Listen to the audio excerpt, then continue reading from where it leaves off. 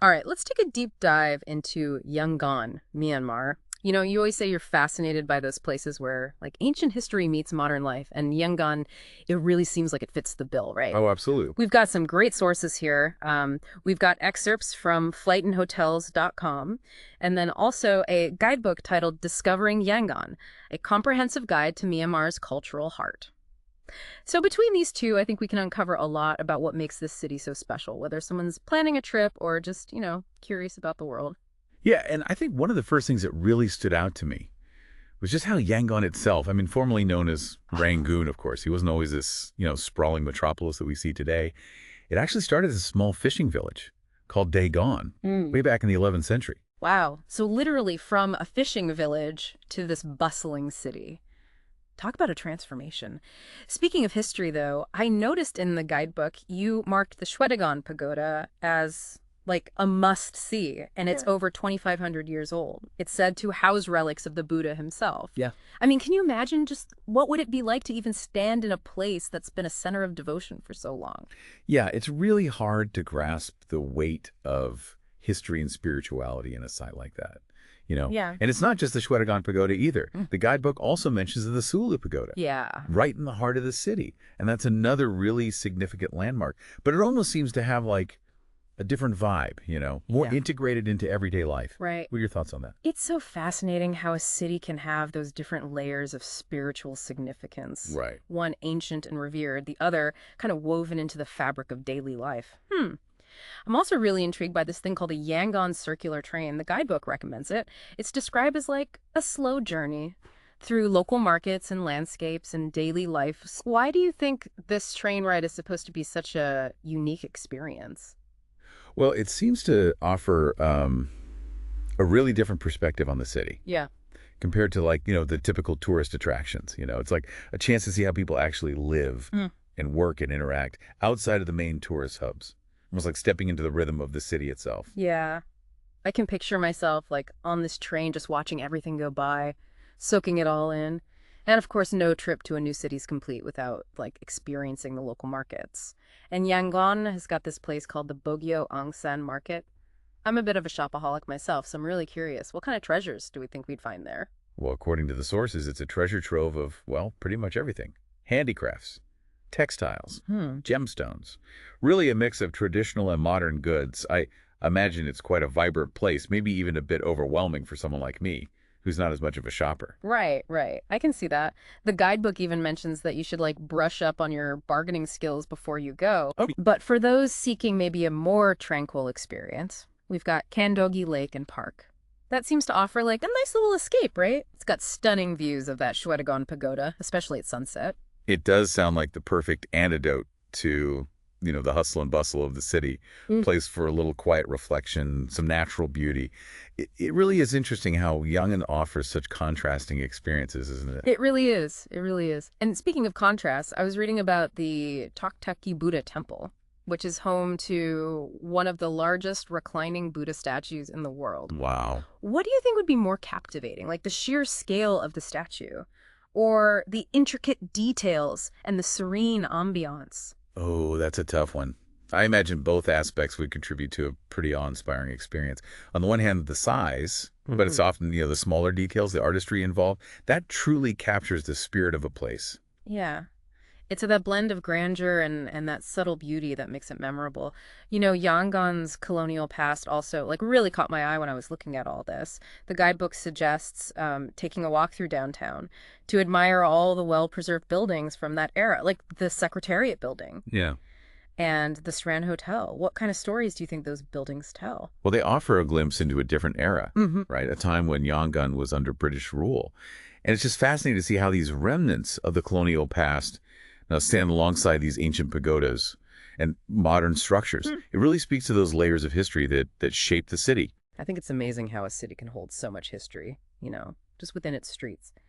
Speaking of exploring, though, you've mentioned that you love trying new cuisines. Well, get this. Yangon's food scene is like a melting pot of flavors, from delicious street food like mohinga to upscale restaurants with innovative fusion cuisine. Can you imagine starting your day with a steaming bowl of mohinga? It's this traditional rice noodle soup with like this unique kind of fishy depth to it.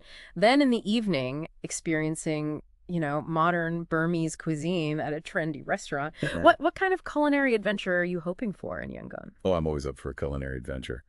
To me, the best way to experience a new culture is through its food. It's not just the taste, but the smells, the textures, the way it's prepared and shared.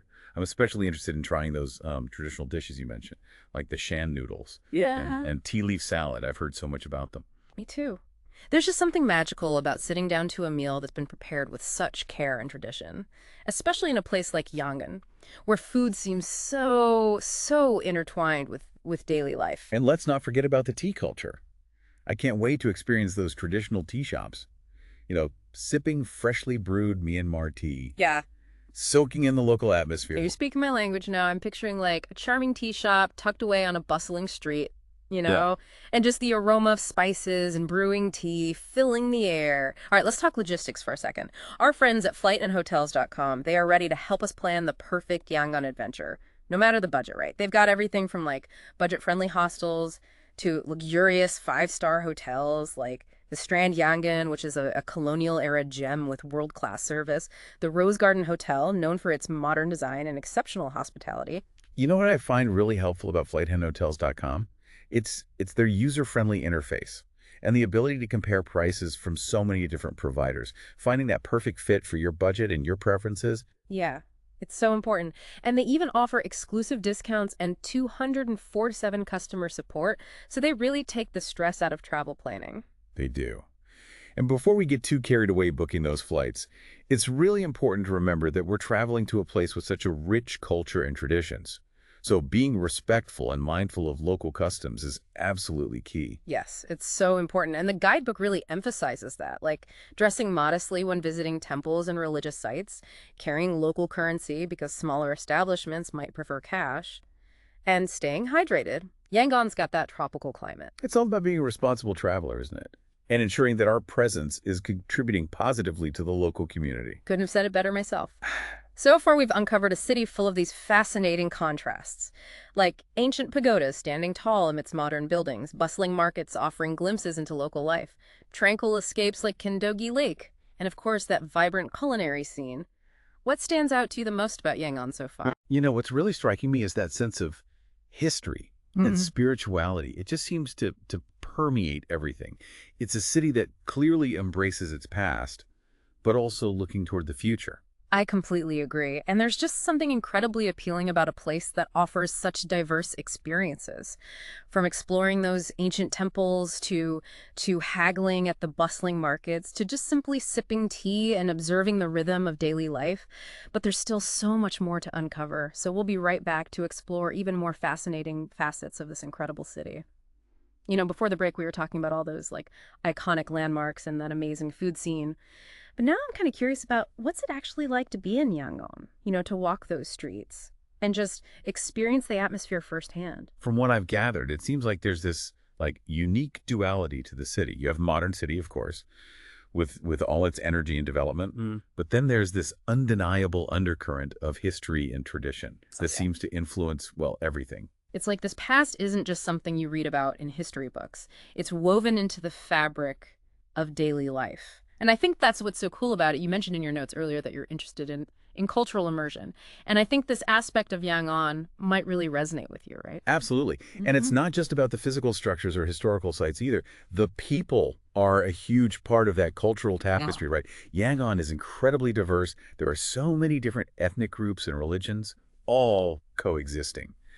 And I bet that creates such a vibrant social landscape. I'm trying to picture it in my head, like walking down the street, hearing snippets of different languages, seeing people in traditional clothing, smelling the incredible aromas of street food. It's like sensory overload. In the best way possible. Exactly. I think that's what makes Yangon so captivating. It's not just about seeing the sights. It's about feeling that pulse of the city, connecting with its energy. It really engages all your senses. Speaking of cultural immersion, it does bring up a really important point. We're talking about traveling to a place that's as culturally rich as Myanmar. It's so important to approach it with sensitivity and respect. What insights did you find in the guidebook about, like, navigating cultural nuances? Well, respecting local customs is it's paramount. Mm. For instance, dressing modestly, especially when visiting temples, really essential. And remember, shoes are always removed before entering a temple or even someone's home. It's all about acknowledging and honoring their traditions. Yeah. It's those small gestures that really show that you're making an effort to be a respectful visitor. I was curious about communication. Is English widely spoken, or would we need to brush up on some basic Burmese phrases? Well, English is becoming more common, especially in tourist areas. I think learning a few basic Burmese phrases would go a long way. Just in showing respect and connecting with locals.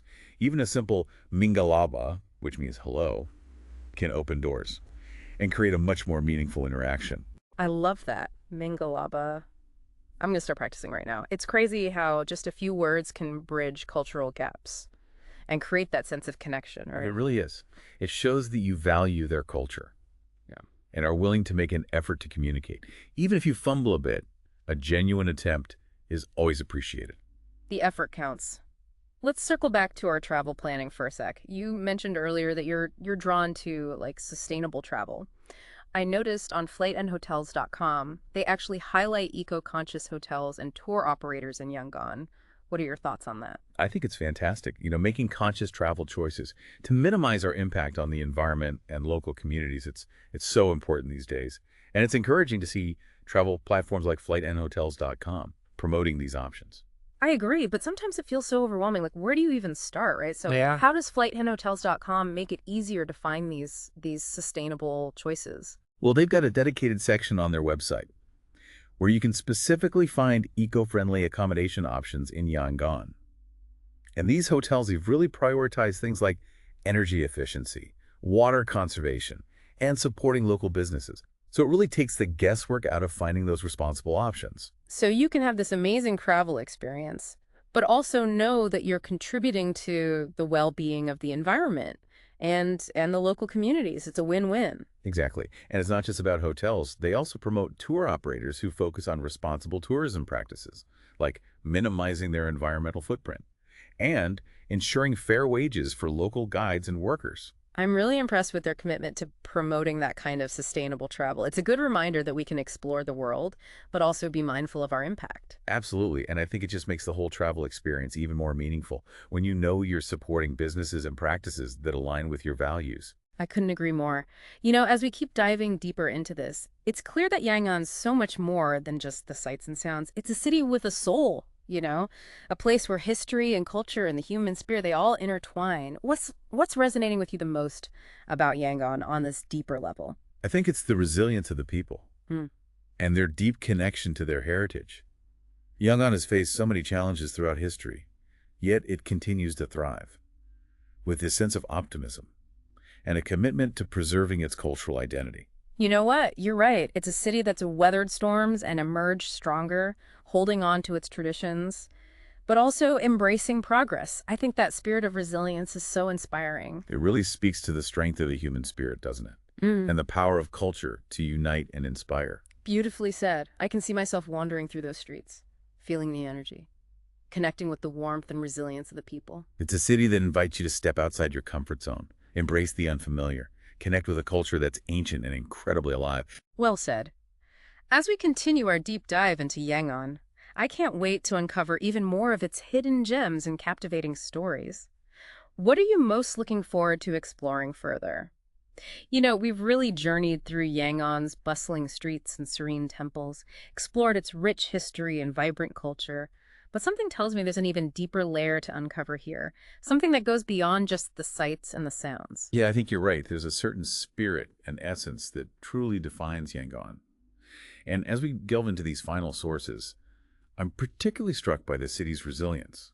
It's faced so much adversity, yet it continues to persevere with this remarkable sense of optimism and hope. Yeah, it's almost as if the challenges have only strengthened its character. We talked about the rebuilding of the Shwedagon Pagoda after those earthquakes, Yeah, and the city's peaceful transition to democracy in recent years. I mean, these are testaments to the enduring spirit of the people, right? absolutely. And what I find so fascinating is how this resilience seems intertwined with their Buddhist beliefs, the acceptance of impermanence, the understanding that change is a natural part of life. Perhaps that's what allows them to face challenges with such grace and determination. It's a beautiful concept, isn't it? Finding strength and hope in the face of constant change. I'm also really drawn to that deep sense of tradition that we've seen throughout our exploration. The daily almsgiving rituals, the vibrant Thingian water festival. I mean, these traditions seem to be more than just celebrations. They're a way of life. Right, they connect the people to their past, their ancestors, their beliefs. It creates this sense of continuity and shared identity, which must be incredibly powerful, especially in a city that's undergoing such rapid transformation. It's a beautiful paradox, don't you think? A city where ancient traditions coexist with modern aspirations. We see it in the architecture, the blend of pagodas and skyscrapers, and in the cultural scene where traditional art forms flourish alongside contemporary expressions. What do you make of this dynamic interplay between tradition and modernity? I think it's a testament to Yangon's ability to adapt and evolve while staying true to its roots. It's not about rejecting the new, but finding a way to integrate it harmoniously with the old. It's a delicate balance, for sure, but one that Yangon seems to navigate with a certain grace. As we're wrapping up this deep dive, I think it's important to acknowledge our role as travelers. How can we ensure that our exploration of Yangon is done responsibly and respectfully, in a way that honors its culture and its people? Well, I think we've touched upon some key points Hmm. throughout our conversation.